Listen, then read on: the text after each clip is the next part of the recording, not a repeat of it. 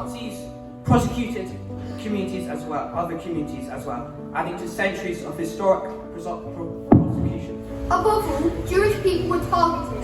In Auschwitz alone, 1.1 million people were killed, the majority of these being Jews. The train tracks you can see in this picture were laid for the sole purpose of shipping people into Auschwitz to be killed. Before they were killed, their possessions were taken from them. Many of them were forced to live and work under horrendous conditions, with almost no food and little water. Some were killed immediately, others were experimented upon by Nazi scientists who treated them as lab rats. With no concern for their well-being, disease and starvation was widespread.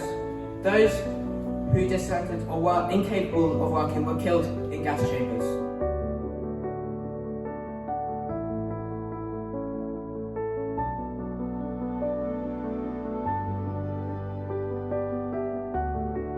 The birdcage. Say one day you came across a hungry bird that's standing motionless in front of a pile of seeds. Why doesn't the bird hop over and devour the food, you ask yourself? It's literally starving, and yet there's a huge pile of seeds right in front of it. What's the bird's problem? You're staring right at it, and you can't, for the life of you, figure out what's wrong. But then you step back a bit, and you realise there's a wire in front of the little thing. We're not talking razor wire or electric wire, but the wire, no matter how thin, still explains why the bird doesn't just hop straight forward to get its lunch. There's something in the way. Still, you can't figure out why the silly bird doesn't just hop around it.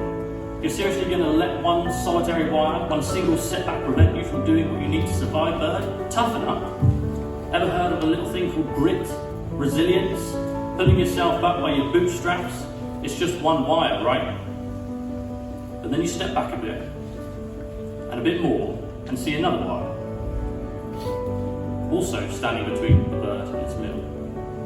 And this one is connected to the first wire, the two of them jointly blocking a much wider swathe of the bird's path than either one would be able to alone. You step back even further and see another wire, and another, and another, and finally you realise that there isn't one or two or three but hundreds, thousands of wires between the bird and its food. The bird is completely constrained, its starvation virtually ensured by a series of interconnected barriers. No one of these wires, by itself, would be capable of affecting the bird's life in any real way. But collectively, the wires completely determine what's possible for the creature.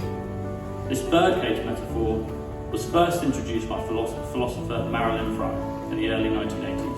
And to me, it seems the best way to wrap your head around the structural and systemic nature of oppression